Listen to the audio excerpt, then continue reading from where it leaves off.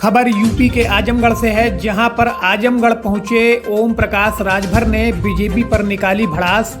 अर्थी निकालने का किया दावा, भागीदारी संकल्प मोर्चा के सरकार में आने की बात कही। आजमगढ़ के जहानागंज पहुंचे भागीदारी संकल्प मोर्चा के राष्ट्रीय संयोजक व भाजपा के अध्यक्ष ओम प्रकाश ने सत्ताधारी भाजपा पर निशाना साधा। भाजपा के जन अधिकार यात्रा की अर्थी निकालूंगा, मायावती के कानून व्यवस्था की सराहना भी की। पूरी तरकारी और लड्डू अब पहुंच सुनगा कि मोदी जी बोलत बान अब देख ला अब मोदी जी गाड़ी बढ़ा ले बान हिया ले भर ले मन टीवी में देख रहे होगा अब गाड़ी बढ़ा के ता करे चाहत मन मोदी जी कहले रहला कि ज्यादा तंग करदा सब लोग तो झोला लेके चल दे कल जब पूरा देश बेच रही है तो क्या करिए नहीं नहीं है साधु बंदी में हम लोग बात चल रहे झोला उठिए चल रही है। इस नाते साथी आपको आगाह करता हूं, ये मुबारकपुर विधानसभा है, ये वो विधानसभा उठा के बनारस में गंगा जी में छोड़ दे, ले जाके फूलों के समुद्र में पहुंचा दे। ना घूमा करें बहुत घमंडर लोग के मोदी जी जैसा झूठा नेता, मोदी जी जैसा झूठा नेता दुनिया में कोई ना मिले। मोदी जी कहलन कि हम देश नहीं बिकने देंगे, कहले ना कहले हम सौगंध मुझे इस मिट्टी की देश नहीं बिकने दूंगा। क्या करत हूं, रेलवे बेच दिया, बैंक बेच दिया, LIC बेच दिया, BSNL बेच दिया, कोयले की खदान बेच दिया, कुल बेच ही रहे। का भाषण मारा तुम देश नहीं बिकने दूंगा। भारी मोदी जी देश नहीं बिकने दूंगा, घबरा मत मोदी जी।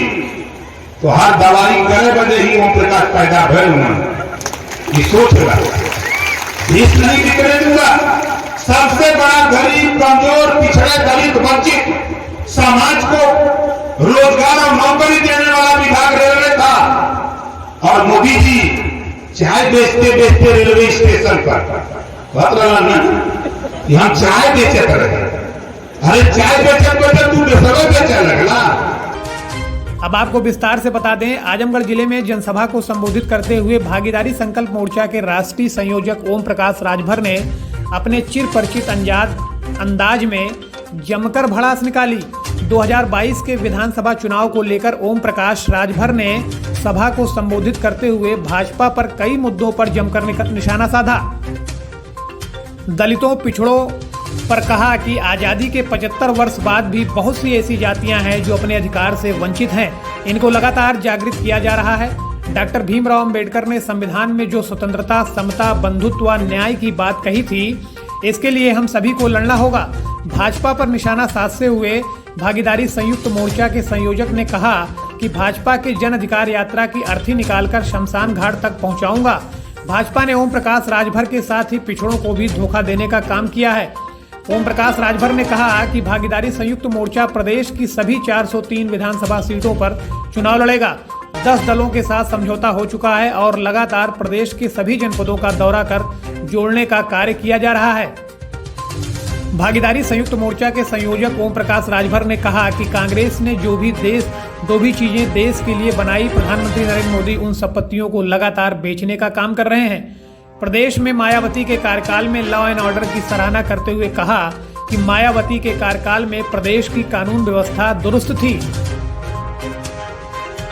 आज़ादी के 75 साल में तमाम ऐसी जातियां हैं जो अपने अधिकार से वंचित हैं।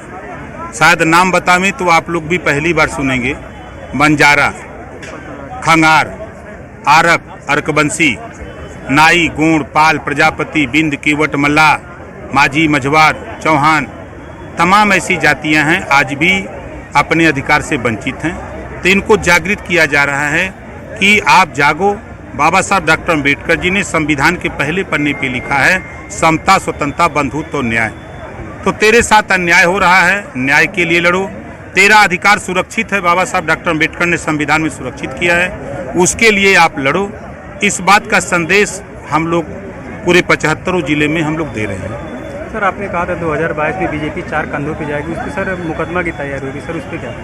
फिर मैं कह रहा हूं, भारतीय जनता पार्टी जन आशीर्वाद यात्रा निकाल रही है। 2022 में भारतीय जनता पार्टी की अर्थी निकालूंगा और पीछे पीछे राम नाम सत्य का नारा लगेगा। और इन्होंने जो धोखा दिया है समाज को, ओम प्रकाश राजभर को, इनको हम गंगा जी स्मशान घाट पहुंचाएंगे। सर मोर्चे में ओवैसी जी हैं? मोर्चे में ओवैसी जी हैं या नहीं? बिल्कुल हैं, हमारे साथ सब लोग हैं। सर कितने पार्टियों पर आजमगढ़ में चुनाव लड़ेंगे? 403 सीटों पर हम उत्तर प्रदेश में चुनाव लड़ने की तैयारी में हैं। सर आजमगढ़ 10 सीट पर चुनाव लड़ेंगे। सर क्षेत्रवासियों को कुछ संदेश देना चाहेंगे, खासकर आजमगढ़ और मुबारकपुर? आजमगढ़ सहित मुबारकपुर के उन गरीब, कमजोर, वंचित समाज को हम ये संदेश देना चाहते हैं कि अपने बच्चे को अच्छी शिक्षा, अपने घर की घरेलू बिजली के बिल माफ़ी के लिए, गरीबों का इलाज फ्री करने के लिए, एक समान अनिवार्य और फ्री शिक्षा लागू करने के लिए लोग लड़ाई लड़ें। हिंदू मुसलमान की लड़ाई छोड़ दें।